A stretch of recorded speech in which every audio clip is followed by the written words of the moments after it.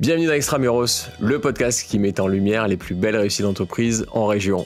Aujourd'hui, direction La Rochelle, j'ai le plaisir d'interviewer Alain Mévélec, le cofondateur et président de Celle-ci. Celle-ci, c'est la suite CRM qui permet aux PME de gérer tout leur process de vente. Je suis Guillaume Pellegrin, le président fondateur de Newton Offices, de Marseille à Lille, en passant par Bordeaux ou Lyon. J'interroge des entrepreneurs pour découvrir avec vous les recettes de leur succès. Alors là, vous allez voir avec Alain, on va comprendre comment il a profité de l'écosystème de La Rochelle pour développer l'une des plus belles réussites de la tech française. Et puis vous allez voir que les cordonniers ne sont pas toujours les plus mal chaussés. Alain va nous donner une bonne leçon de ce que c'est que vendre. C'est parti!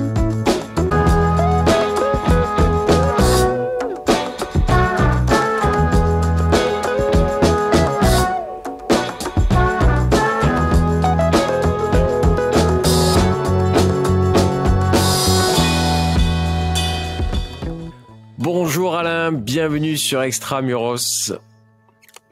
Bonjour Guillaume. Salut Alain, j'ai le plaisir de t'accueillir, toi qui es pionnier du web en France, fondateur d'une pépite française, Celle-ci. Est-ce que tu peux nous dire pour commencer ce qu'est Celle-ci ? Oui, on va faire un pitch rapide. En fait, Celle-ci, on édite une solution de gestion de la relation client à destination des PME, c'est-à-dire des entreprises petites, voire moyennes, et qui permet de gérer tout le cycle de vente, c'est-à-dire de la prospection à la facturation, à l'encaissement et au pilotage, jusqu'au pilotage de trésorerie. Donc, une solution tout en un pour piloter toute la partie vente, rentabilité d'une entreprise. Donc, c'est pas seulement un CRM. Hein, alors, c'est plus que ça. C'est le grand sujet, en fait. Quand on pense à CRM, la définition américaine, on pense tout de suite à Salesforce ou à HubSpot. Et effectivement, c'est des logiciels qui s'intéressent que à la prospection et qui s'arrêtent quand l'opportunité est gagnée, on va dire. Alors que nous, voilà, on va beaucoup plus loin dans la chaîne de valeur. Mais maintenant, si tu demandes à un patron français ce que c'est un CRM, il va te donner plutôt une définition en rapport avec ce qu'on fait que la définition américaine. Donc voilà. Mais nous, on aime bien appeler celle-ci une suite CRM, dans le sens où voilà, il y a la composante effectivement prospection, mais au-delà de ça, il y a aussi voilà, sécuriser ses ventes avec la signature électronique, se faire payer plus vite, se faire payer en plusieurs fois, créer des abonnements, etc., etc. D'ailleurs, CRM, ça veut dire... Customer Relationship Management. Voilà, au cas où... GRC ouais. En bon français. Ouais, gestion de la relation client. Ouais, c'est ça. Et du coup, en effet, pour ceux qui connaissent pas, c'est ce qui permet de prospecter, de faire entrer dans une bécane des inconnus et de les sortir en clients et si possible satisfaits. Mais toi, tu vas au-delà. Voilà, toi, tu vas au-delà. C'est que une fois que, ok, ils veulent bosser avec Celle-ci ou toute solution qui bosse avec Celle-ci, eh bien, il faut faire des devis, il faut faire des factures, et voilà. Et ça, c'est ce que permet ta solution. Exactement. Voilà. Et moi, pour être passé par là sur mes sociétés, en effet, ça semble simple, mais ça l'est pas autant que ça, que d'avoir un outil qui parle à ta compta, qui sait du coup sortir uniquement de cette phase de prospection, mais qui sait démarrer un peu sur de l'administratif et te permettre de faire des ventes, quoi. Et ce qui est quand même le nerf de la guerre. C'est ce qu'on fait chez Celle-ci, exactement. Ouais, bravo. Solution française, du coup, 100%? Ah ouais, Nouvelle-Aquitaine même, on peut dire. Donc française et même régionale. Régionale, donc vous êtes à La Rochelle. Est-ce que tu peux nous raconter pourquoi ça sort d'où comment vous êtes retrouvés sur la côte atlantique? La Rochelle, c'est une vieille... Moi, je suis né à Paris. Hein. Je suis né dans le 15e. J'ai vécu jusqu'à 35 ans à Paris. J'ai commencé par travailler dans la pub. J'avais une agence de pub au début, donc quelque chose de très attaché localement. Hein. Évidemment, quand on fait de la pub, on peut pas comme ça s'en aller. Mais quand j'ai arrêté l'activité d'agence de pub, on a décidé avec mon associé Frédéric Coulet de créer une première start-up qui n'avait rien à voir, enfin si, qui avait quand même beaucoup à voir en fait, mais qui était un site de rencontre, donc une plateforme B2C de rencontre, un peu comme Mythique, et que d'ailleurs on a vendu à Mythique au bout de quelques années, et c'est la première entreprise qu'on a créée à La Rochelle. Pourquoi on y a été? Pour différentes raisons. Moi, essentiellement des raisons personnelles, les deux d'ailleurs, essentiellement des raisons personnelles, des questions de choix de vie. Moi, j'ai quatre enfants. J'en avais 3 quand je suis parti. Je me voyais pas du tout, mais alors pas du tout les élever à Paris.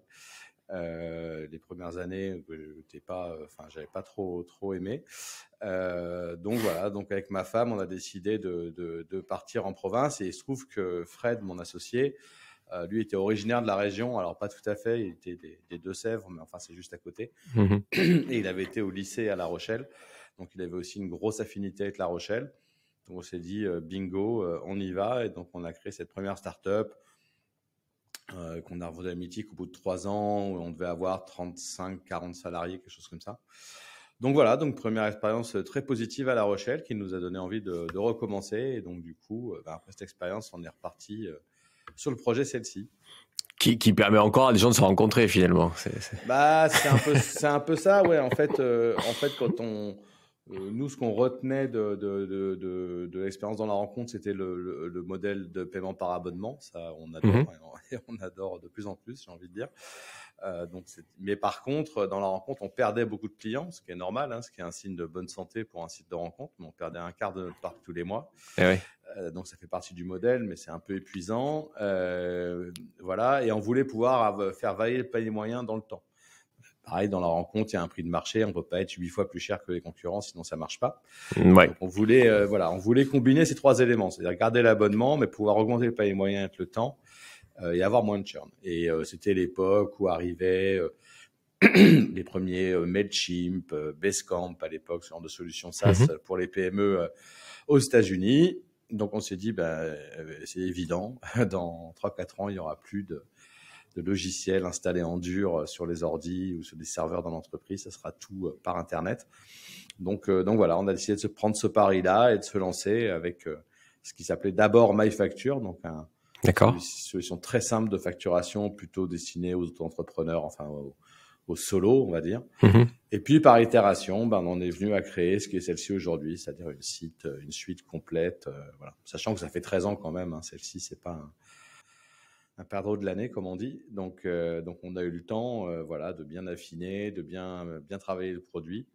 Et voilà, donc aujourd'hui, ça nous permet d'adresser 6000 entreprises et on est plutôt satisfait du résultat. Donc avec une solution SaaS, Software as a Service, et par abonnement, du coup. Ouais, c'est ça, exactement. Voilà. C'est un logiciel comme Gmail où il suffit d'avoir un login et un mot de passe pour y accéder, peu importe le device, que ce soit un ordi, un mobile, on peut avoir accès à celle-ci partout avec un simple login et un mot de passe. Et quel intérêt d'avoir recréé ça à La Rochelle?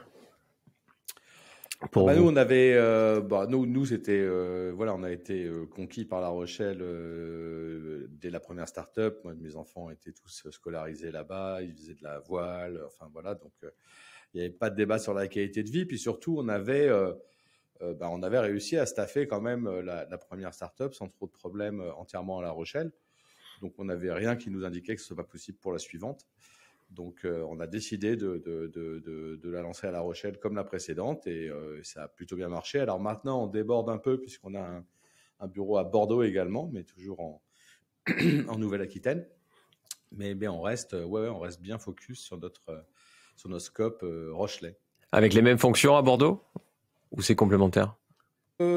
Non, il y a de tout à Bordeaux. Il n'y a pas de spécificité. Enfin, il peut y avoir du commercial, du marketing, des RH. Donc, il n'y a pas un écosystème particulier à Bordeaux qui fait que vous avez dissocié certaines fonctions entre La Rochelle. Non, c'est venu un peu. C'est venu, en fait, c'est parce que mon co-CEO, Victor Dweck, lui, habite à Bordeaux. Donc, il a commencé tout seul dans un coworking et maintenant, ils sont 25. 25 là-bas et à La Rochelle, vous êtes?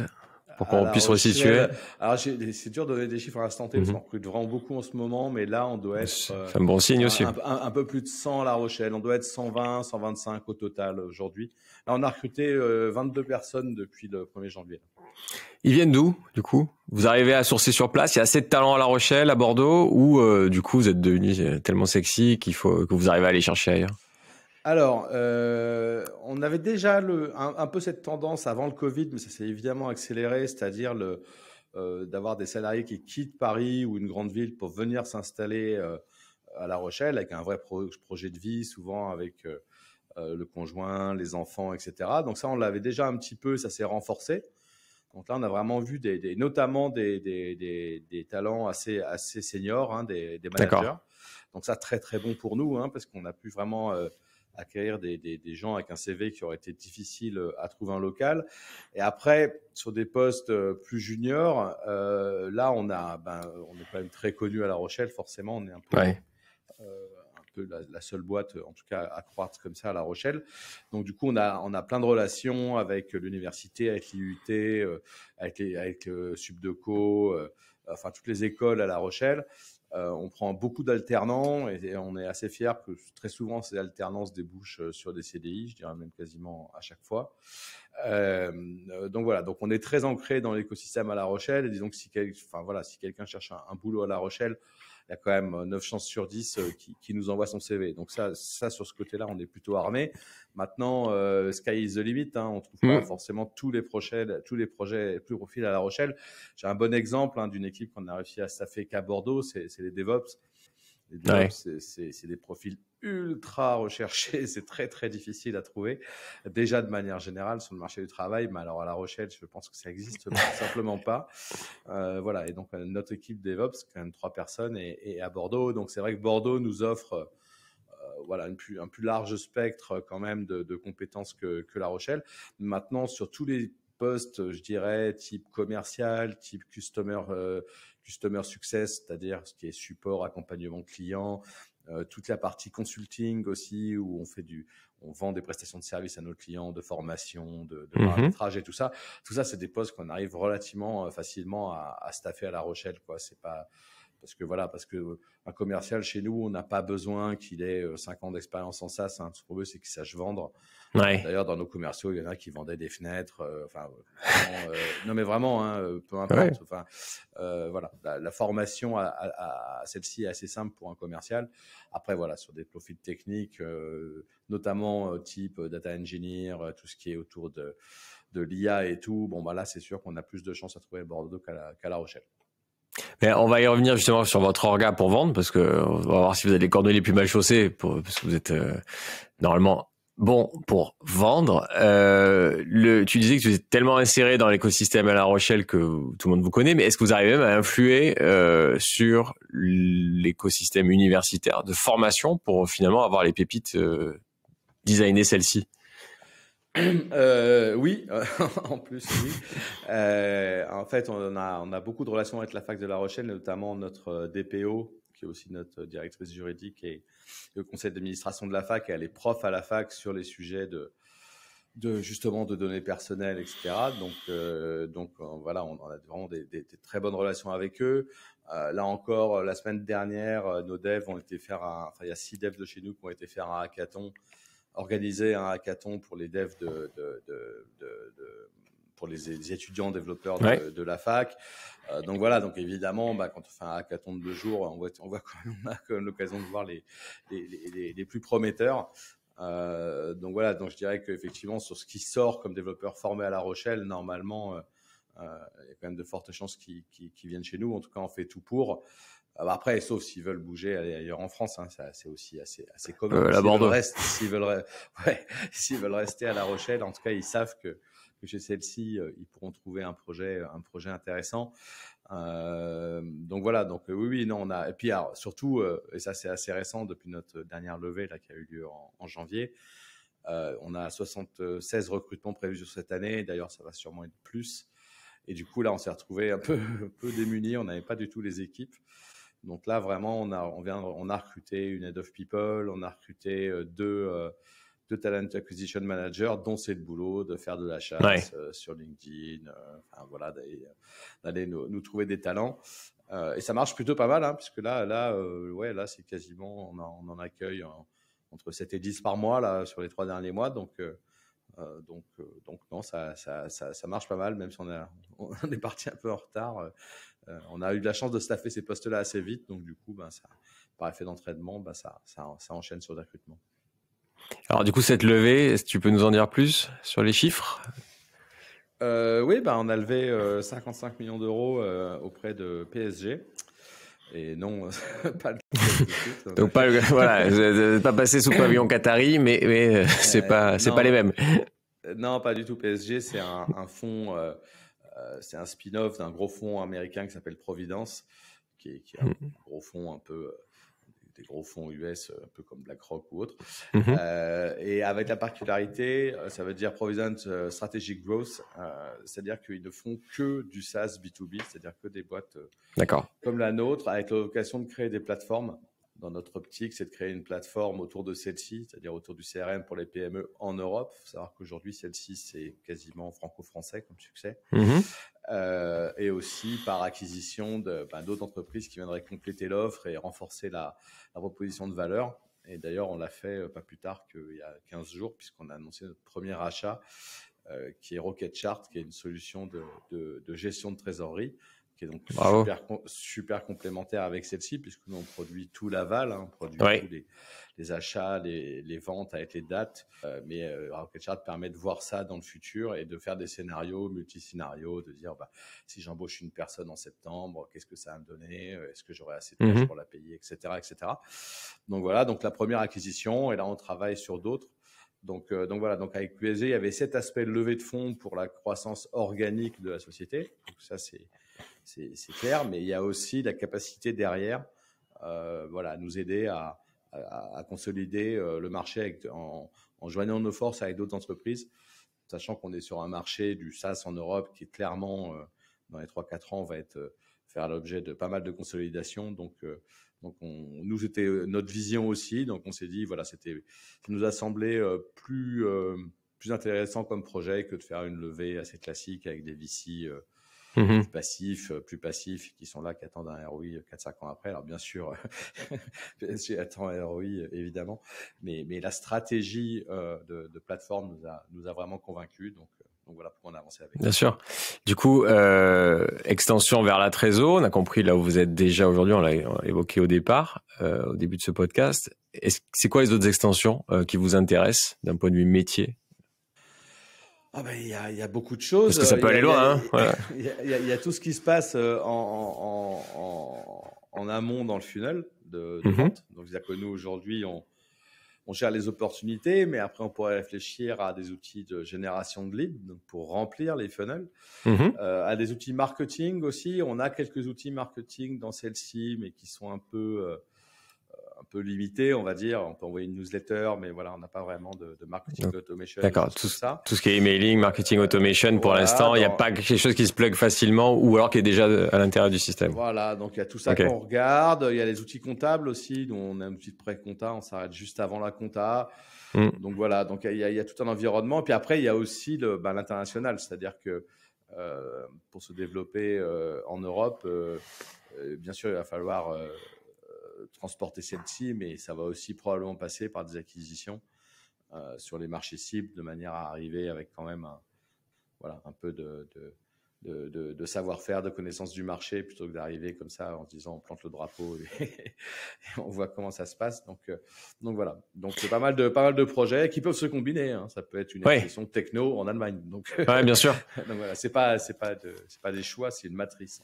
Donc quand on a une PME aujourd'hui, on a tout intérêt à prendre celle-ci pour faire ce qu'on vient de décrire jusqu'à la phase de vente en gérant tes clients. Dans 2 ans, ça sera encore mieux parce que tu seras interconnecté, tu auras de l'info sur ta trésor, tu pourras faire de l'emailing, etc.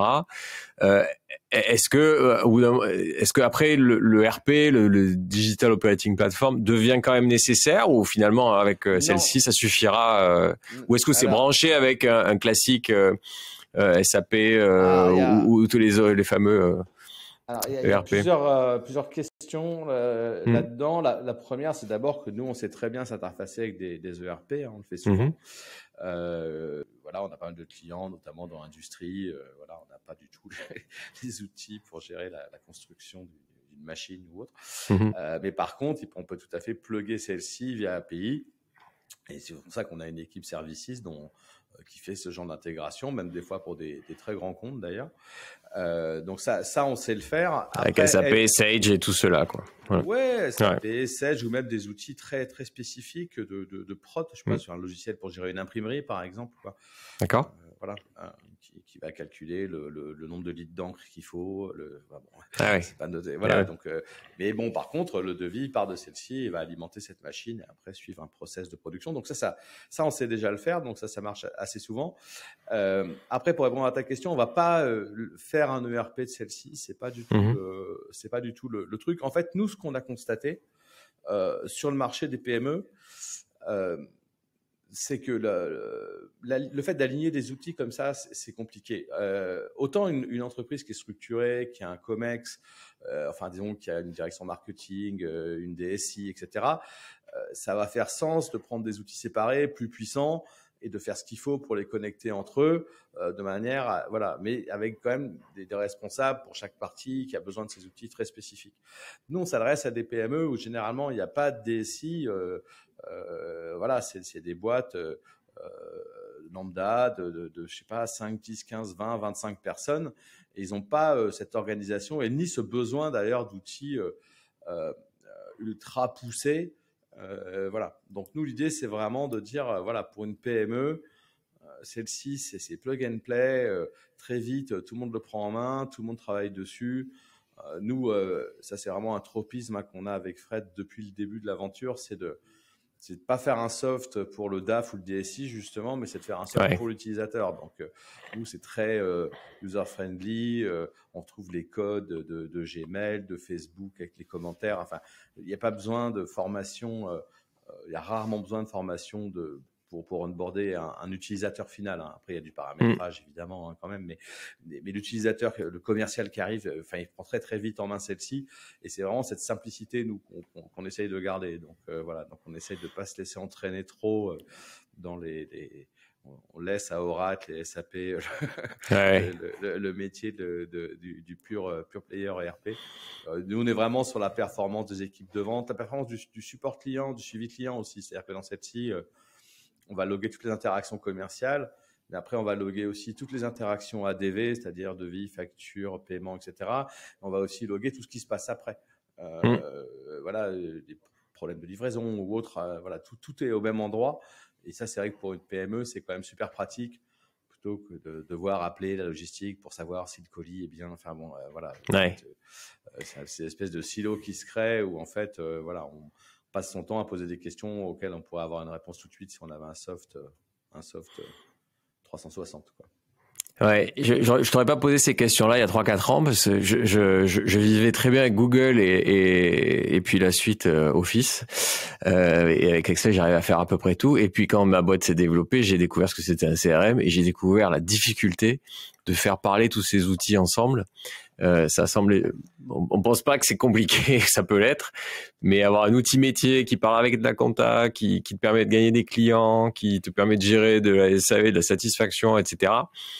En fait, non, alors après, c'est pas évident, quoi. Après, on parle toujours de Zapier, de faire des connecteurs API, mais quand tu dis ça à un patron de PME, tu lui parles chinois.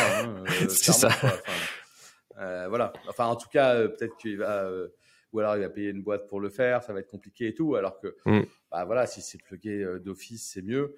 Après, ça préjuge pas. On a bien sûr beaucoup de clients qui utilisent des outils genre Sendinblue à côté parce qu'ils préfèrent, parce que ça répond mieux à leurs besoins, faire une offre, quoi. On a des clients qui utilisent que la brique CRM, c'est-à-dire que la brique prospection, il y en a d'autres qui utilisent que la brique facturation. Nous, c'est une offre qui peut se découper, donc après, chacun il trouve son bonheur et prend ce dont il a besoin. Avant de passer sur ce thème de la vente justement et des métiers pour vendre, vous recrutez énormément. Ça ressemble à quoi vos locaux aujourd'hui à La Rochelle? Est-ce que vous arrivez à pousser les murs? Comment vous faites? Alors, à La Rochelle, on a des locaux assez originaux en fait, parce que c'est l'ancien aquarium de La Rochelle, qui est sur le port des Minimes, qui est le grand port de plaisance de La Rochelle. C'est le plus grand d'Europe d'ailleurs, je crois. Et on est à 200 mètres de la plage. Donc déjà, tout de suite, ça pose le décor. Alors attends, tu parles à Marseillais. Vous avez le plus grand port d'Europe, c'est ça? Le grand port de Plaisance. Ah voilà, attention. Non, je parle de port de Plaisance, c'est-à-dire les voiliers de Plaisance. Et donc voilà, on est là. Et en fait, c'est l'ancien aquarium de La Rochelle. Donc c'est un bâtiment un peu biscornu. C'est une espèce de pyramide bizarre. Donc c'est assez original. Voilà, et au milieu de ce bâtiment, il y a un patio rond qui est l'ancien bassin aux requins de l'aquarium. Donc c'est assez rigolo. Donc voilà, on a Et c'est ton bureau. Ouais, non. Non, c'est plutôt là où on envoie les commerciaux se faire les dents. Voilà. Mais mais voilà, donc on a des locaux super. Donc là, on pousse un peu les murs, on s'en tire bien avec le télétravail. Parce qu'il faut savoir qu'avec le Covid, quand on s'est retrouvé avec toute la boîte en remote, ça a été peut-être les moments où on était les plus productifs depuis que la boîte existe. Donc on a décidé de pérenniser ça. Donc maintenant, tous les salariés de celle-ci ont droit à 3 jours de télétravail par semaine. Et donc du coup, ça nous permet de faire baisser un peu la pression. On est passé en flex office, donc maintenant on a un système de réservation de bureaux où les gens peuvent réserver un bureau, voilà, en fonction de leur présence ou pas. C'est quoi le système que vous utilisez?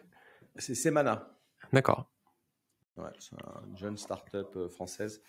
Voilà, donc là on a mis ça en place assez récemment. Donc pour l'instant ça tient. Après à La Rochelle c'est compliqué, hein. C'est pas vraiment la défense en termes d'immobilier tertiaire. On a un plan, voilà.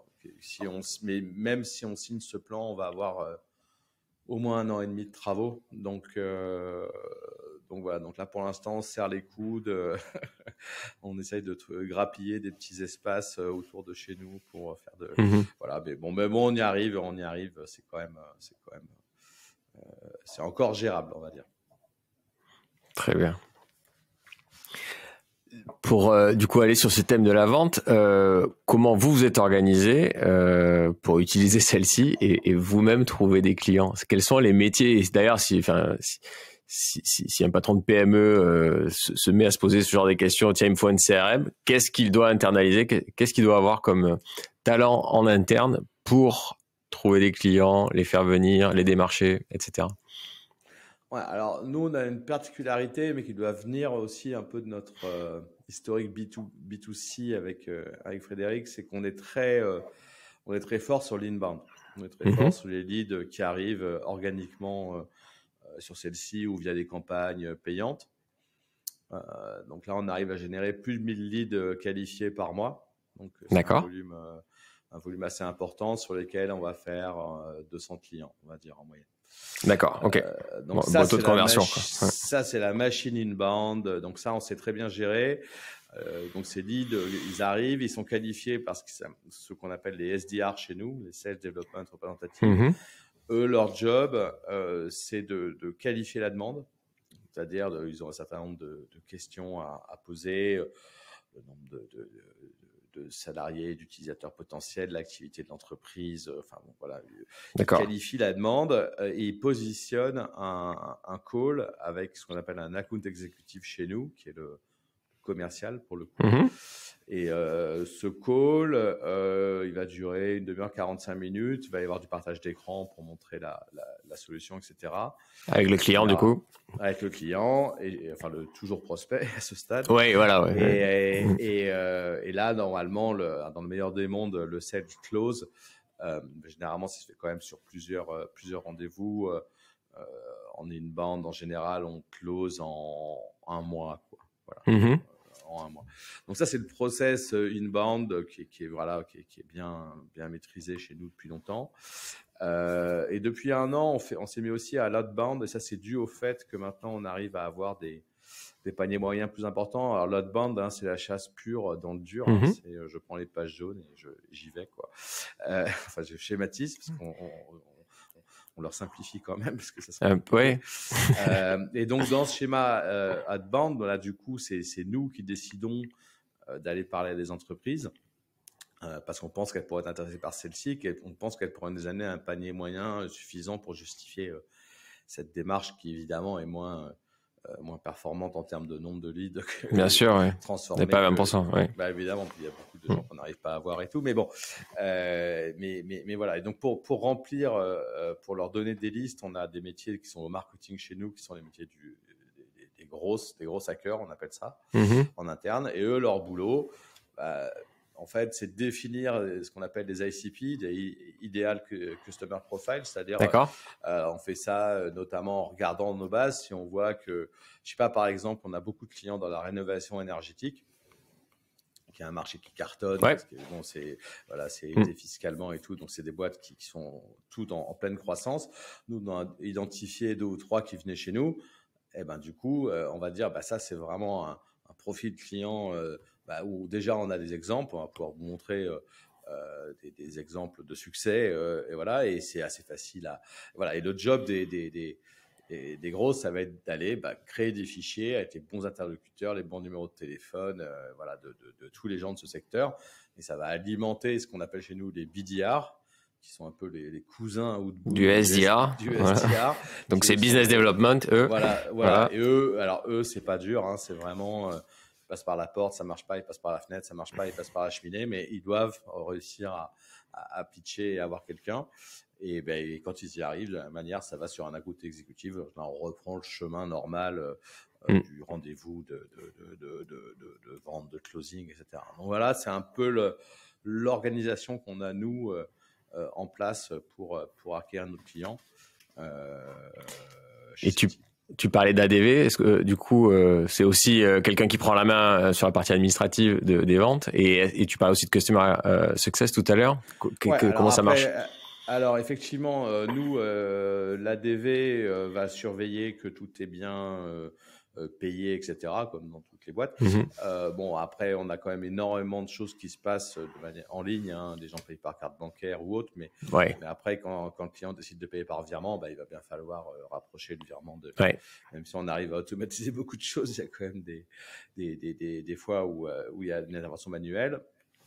Donc cette partie-là c'est quand même assez automatisé l'ADV, mais bon voilà, cette partie-là va donner accès au client à la solution. Et après, donc le client bascule donc sur l'équipe Customer Success. Et l'équipe Customer Success, elle est découpée en plusieurs équipes. Il y a une équipe de support. Donc, c'est des gens qui te répondent dans la bulle de chat quand tu as une question. Nous, on a décidé d'avoir du chat en ligne. Donc, tu peux parler, avoir une réponse instantanée. Avec une vraie personne au bout. Avec une vraie personne. Avec une vraie personne à La Rochelle chez nous, fait en interne. Donc, ça, c'est le support. Après, support, il y a niveau 1, niveau 2, niveau 3 en fonction de ça. Après, ça escalade chez les devs si c'est un bug, etc. C'est classique. Après, il y a une équipe Customer Care qui, elle, va s'occuper de s'assurer que les clients utilisent bien la solution, qui va s'occuper du renouvellement, qui va s'occuper des upsells, c'est-à-dire que si le client veut acheter des utilisateurs, veut acheter des fonctionnalités. Donc, eux, ils font vraiment la relation commerciale avec le client. Et la troisième partie, et la plus importante, en fait, j'aurais dû commencer par là dans l'ordre, c'est le Customer Success Onboarding. En fait, nous, on a constaté, il y a 1 an à peu près, on a constaté qu'une des plus grosses raisons du churn qu'on avait, de gens qui quittaient celle-ci, l'avaient jamais utilisé. C'est un peu le syndrome de la salle de sport, tu vois. Après les fêtes, c'est un bel outil, mais tu t'inscris à la salle de sport, mais en fait, tu n'y vas jamais. Tu continues à payer parce que tu t'es engagé pour 1 an, et puis voilà. Et nous, évidemment, c'est pas satisfaisant parce que nous, on vend de l'abonnement de long terme, donc vendre 1 an, ça nous intéresse pas. Bien sûr. Donc, on a créé cette équipe onboarding, on a mis beaucoup d'outils en place, notamment d'alerting, qui nous permettent de vraiment très facilement voir ce qu'un client a fait ou pas dans la solution, s'il est inactif, etc., etc. Et cette équipe est vraiment là, on va dire, dans les 100 premiers jours, avec plusieurs touchpoints pour s'assurer que le client a bien compris, pour s'assurer qu'il a réussi à importer ses données, pour s'assurer que tous les collaborateurs concernés ont bien eu leur login, leur mot de passe, qu'ils sont connectés. Enfin voilà, vraiment s'assurer que ça onboard et que l'outil est utilisé. Et ça nous a fait gagner 10 points sur cette raison de churn en 1 an. C'est super efficace. Donc voilà, c'est les 3 grandes composantes du CSM chez nous, qui représentent une grosse équipe. Ils sont une trentaine. On met beaucoup d'argent dans le support, et c'est ce qui nous différencie aussi pas mal des solutions un peu mainstream, où vraiment c'est du support par ticket, par mail, ça peut mettre 24 heures et tout. Nous, on s'adresse à des PME, ils n'ont pas toutes les réponses. Voilà, donc on met beaucoup d'argent dans la fac. On a une CLC Academy qui est un un learning management system qui permet de suivre des cours gratuitement, hein, bien sûr. Hein, Ouais. voilà, pour prendre en main la solution, cette équipe onboarding. Voilà, on met vraiment le maximum de chances de notre côté pour que les clients commencent à utiliser celle-ci, sachant qu'une fois qu'ils sont bien calés, bien paramétrés, après, normalement, c'est très, très peu de support, en fait, finalement, quoi. C'est vraiment cette phase initiale et le changement aussi, souvent, le fait de changer les outils, les gens sont habitués, donc il y a un peu… C'est toujours un peu traumatisant. Il y a un petit côté conduite du changement et tout que fait cette équipe onboarding et qui, du coup, nous permet de plus facilement convertir Et les vous gens faites… et les acculturer la solution. Vous faites tout ça en interne, du coup, pas d'outsourcing, et que ce soit sur l'outbound ou ça sur le customer success. Comment vous faites pour former les formateurs? Comment vous faites pour être certain que ceux qui parlent aux clients sont bons? Ça, déjà, tu as une bonne phase pendant le recrutement, hein. On fait très attention à nos recrutements. C'est quelque chose qu'on a vraiment appris avec le temps, quoi. C'est-à-dire qu'un mauvais recrutement, c'est surtout dans notre situation de croissance rapide. C'est-à-dire que nous, on a un business plan délivré cette année, mais ça, avec 76 embauches, donc si on en embauche que 60, on ne peut pas faire le plan. Donc, c'est vital. Et surtout, quand tu embauches mal, ça veut dire quoi? Tu mets 3 mois à trouver quelqu'un, il reste 3 mois, ça s'arrête en fin de période d'essai, tu repars pour 3 mois, enfin tu perds quasiment un an, quoi. Donc c'est pas possible. Donc déjà sur la partie recrutement, on est très très vigilant sur les profils. Quand il y a un doute, il n'y a pas de voilà. Il n'y en a pas. Ouais. Quand il y a un doute, il n'y a pas de doute en fait. Ouais. Voilà. Donc ça, même si des fois on dit là, on a appris que c'était pas la bonne solution. Donc déjà, il y a cette notion de qui on recrute. Mais après, sur la formation, on a tout un process en place. On fait une journée d'onboarding par mois. Tous les nouveaux sont là à La Rochelle et du coup, on dépresse de tous les managers, de tous les services pour savoir exactement qui fait quoi, etc. Et sur l'outil, on a en fait, c'est l'équipe Services chez nous qui est l'équipe qui fait les formations pour les clients, hein, qui est certifiée KPMG et tout. C'est eux qui font les formations internes. Et donc, voilà, il y a des formations internes toutes les semaines pour les nouveaux arrivants. On leur explique la prise en main du logiciel. On les met aussi en pairing au début. Quand un nouveau commercial, on le met en pair avec un autre commercial pour écouter des démos, etc. Puis après, on a beaucoup d'outils aussi. Je pense à Mojo, par exemple, sur la téléphonie, qui nous permet d'analyser toutes les démos, toutes les conversations et tout, et donc permet de faire du shadowing, de la réécoute de démos. Et ça aussi, c'est pareil. À nouveau, on va lui faire écouter des bonnes démos qui ont bien marché et tout, pour qu'ils prennent un peu le sens. Voilà. Puis après, on a Notion, qui est un peu le wiki général de la boîte. Et dans Notion, on a toutes les informations possibles et imaginables, par équipe, pour justement tout savoir, avec qui je travaille, qu'est-ce que je fais, quels sont les outils que je vais utiliser, parce qu'il n'y a pas que celle-ci à apprendre, hein. Il y a aussi tout ce qui va avec, Slack, Gmail. Je parle que vous utilisez, que nous aussi on utilise beaucoup. Assez facile, mais au marketing, il y a des outils un peu plus pointus. Chez les devs, j'en parle même pas. Mais voilà, donc on a, mais t'as raison. Mais par contre, effectivement, t'as raison, c'est un super. C'est hyper important pour nous, non seulement de recruter bien et que le ramp-up soit rapide, que les personnes soient le plus vite possible opérationnelles dans leur mission. C'est hyper intéressant et j'ai volontairement accentué sur ce côté-là parce que ce que vous faites, je crois que pas mal de startups sont organisées comme ça pour vendre, mais je pense que ça peut inspirer au-delà des startups, des PME plus traditionnelles sur les techniques de vente. Donc je trouve ça vraiment très intéressant. Je suis complètement d'accord. Et effectivement, là, ce que je décris, c'est un peu le moteur de vente classique, comme tu dis, toutes les startups SaaS. Mais il n'empêche que ça s'applique très très bien. Et c'est marrant, tu vois, si on en revient à cette histoire de rénovation énergétique, on a travaillé avec une boîte qui est à La Rochelle, qui a une croissance incroyable, de fou. Et on a une autre d'ailleurs aussi qui fait des bornes de recharge de voitures électriques pour mettre dans les entreprises. C'est des boîtes qui ont une grosse croissance. Et on échange beaucoup avec eux parce que c'est des clients qu'on aime bien. Et c'est marrant parce qu'eux, ils cartonnent parce qu'ils mettent ça. Et c'est vrai que souvent, ce genre de méthode, alors que souvent dans ces boîtes-là, c'est un peu à l'ancienne. On envoie un commercial avec sa 207 faire C'est ça. du porte-à-porte.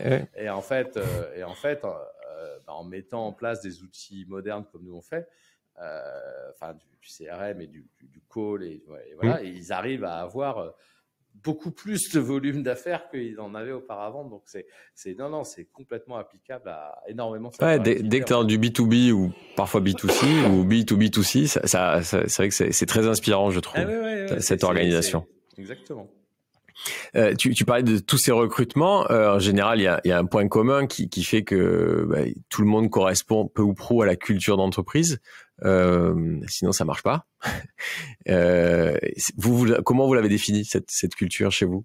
Ou qu'est-ce qui découvre si elle n'a pas été définie avec des mots qui parfois peuvent sembler... je ne dis pas que vous avez mis ça sur les murs, hein, mais finalement, c'est quoi le point commun? J'imagine quand on est dans un aquarium au bord de l'océan, il doit y avoir quelques points communs dans les salariés, quoi. Ça s'est fait avec le temps. Ça s'est fait avec le temps, mais le fait est qu'on a un gros tropisme autour de la mer, en toute logique. On a comment on peut appeler ça? Enfin, on a pas une association, mais on a une partie de celle-ci. On a un truc qui s'appelle Celle-ci Initiative, en fait. D'accord. Un peu notre branche, sponsoring, mécénat, etc. Et du coup, on aide des sportifs, on aide des associations comme Surfrider, par exemple, ou la SNSM. On essaye d'aider le maximum donc c'est les sauveteurs en mer, hein, c'est ça? Ou d'initiatives autour de la mer. Après, il y a un autre truc qu'on a été obligé d'arrêter pour le Covid, mais qu'on va refaire, je pense, à partir de, pas septembre là, mais le suivant, c'est la French Startup Cup. En fait, on organisait, on en a fait 5 ou 6 éditions, une régate tous les ans à La Rochelle. Et en fait, on fournit les bateaux, on fournit un skipper pour chaque bateau. C'est un peu mode course de l'EDEC. Et les startups prennent un bateau et on se fait une régate. Il y a une trentaine de bateaux. On se fait une journée de régate à La Rochelle pendant une journée et après une grosse fête le soir et tout. Et un brunch le dimanche matin. Et ça, c'est un truc qui marche super bien. On a eu plein de startups qui sont venues, Doctolib, Ringover, enfin plein de startups. Doctolib qu'on pourra écouter sur Extramuros. Page de pub. Donc super événement. Donc on a été bien évidemment obligé de l'arrêter à cause du Covid. Mais là pour septembre, c'est un peu court, et puis on est un peu débordé avec tout ce qu'on a à faire, mais je pense qu'en 2024, on le refera. En plus, ça sera la bonne occasion d'aller des JO. Et ça résume bien la culture de celle-ci. Et après, sur la culture en tant que telle, on essaye d'être une boîte inclusive. On privilégie beaucoup la mobilité interne. Par exemple, très souvent, les gens qui commencent par faire du support niveau 1, qui est vraiment un peu le niveau le plus... tu démarres. Il y a 250 conversations par jour et tout. Faut vraiment y aller. Et ces gens-là, généralement, ils évoluent soit vers la partie conseil chez nous, soit le CSM Care ou autre. Enfin, il y a beaucoup de gens chez celle-ci qui ont eu des carrières, en fait, qui ont monté les échelons. Donc ça aussi, c'est des choses auxquelles on tient beaucoup. Donc voilà. Donc après, je dis pas que... je pense pas qu'on ait une culture spécialement différente. Une culture startup assez classique, mais la grosse différence, je pense, c'est quand même, on y revient, hein, c'est vraiment le fait d'être en province. On n'est pas du tout sur un rythme parisien. Les gens n'ont pas 1 heure de métro dans les pattes quand ils arrivent. Il y a quand même énormément de gens qui viennent en vélo. On est. Et en kite, peut-être ils arrivent sur la plage directe. Non, on n'a pas le droit de faire du kite sur la plage des Minimes. Il faut aller à la plage qui est un peu plus loin. Un peu plus loin. Mais là, c'est en plein dans le port et tout, donc ça serait un peu compliqué. C'est technique. Mais blague à part. On a vraiment ce côté. Je pense qu'on est moins stressé. Je pense que ça se ressent aussi. Ça se ressent dans la manière dont on parle et la manière dont on interagit avec nos clients. Et puis ce côté, voilà, de vraiment, le fait d'avoir un chat en direct, c'est assez significatif. Hein. Mhm. À notre taille, souvent, c'est là où les boîtes commencent à renoncer. Ouais. Et en fait, nous, non, on voit vraiment ça comme un tel avantage que vraiment, voilà, et on se retrouve avec des clients vraiment ils arrivent sur le chat et ils disent je veux parler à Nicolas parce qu'ils savent que Nicolas. Ouais. Enfin, voilà, il y a ce côté vraiment très interactif, nous on tient beaucoup à ça. Donc voilà, donc je pense qu'on a une culture, voilà, j'espère positive, inclusive et qui donne envie d'aller au boulot le matin, quoi. Ouais. Et pour finir, toi, comment tu fais pour avoir envie tous les jours d'aller au boulot le matin? C'est quoi ton équilibre? Est-ce que c'est justement le kite? Comment tu te tournes vers l'océan? Ah bah, à La Rochelle, moi je peux aller faire Mm. du kite en sortant du boulot, hein, déjà. Voilà. Je fais 3 km, voilà, il est toujours dans le coffre de ma voiture. Donc ça c'est. Et je suis pas le seul, hein, il y a énormément de sportifs chez celle-ci, hein, il y a Mm. des surfeurs, il y a des kiteux, il y a des qui font de l'Ironman. Bon, Ouais. voilà, nous de chez celle-ci, hein, en interne, on a une cantine, on a une salle de sport, on a des douches. Donc du coup, les gens peuvent aller courir entre midi et deux, prendre une douche. Voilà, enfin ça, c'est vraiment des trucs qu'on pousse à mort. Hein. On est même en train de réfléchir à agrandir encore la salle de sport et tout. Donc ça, c'est des vraies valeurs qu'on a. Et voilà. Et puis après, bon, bah, nous, on est à La Rochelle. Hein. Le week-end, on va pas au parc de Saint-Cloud, on va à Île-de-Ré. C'est chaque. Voilà. Et franchement, puis on a quand même un côté magique aussi. C'est que. Alors déjà, bon, l'été, c'est un peu tendu parce qu'il y a beaucoup de monde, mais en même temps, c'est marrant parce que tu es au boulot et tu vois les gens passer avec le parasol, Ouais, en maillot. en claquette et tout. Il y a ce côté un peu décalé, tu vois, qui quand même voilà, te ramène un peu à ce côté sympa, même si tu es en train de bosser. Et puis après, il y a toute cette période, bah là, on y rentre, enfin là, en attendant que la bulle de fond de verre soit partie, entre maintenant et fin juin, où c'est juste magique parce qu'en fait, il n'y a personne. Et on va à la plage tous les week-ends. On peut faire du bateau. Enfin, voilà, il fait un temps de rêve. On a Île-de-Ré qui est vide, donc c'est génial, quoi. Et après, bon, l'été c'est un peu plus compliqué, mais ça fait partie du folklore. Ouais. Écoute, on viendra découvrir ça. Merci beaucoup, Alain. Tu as bien vendu La Rochelle. J'ai envie de venir. Génial. Faut pas hésiter à passer nous voir, effectivement. Merci beaucoup. À très bientôt. Merci. À bientôt.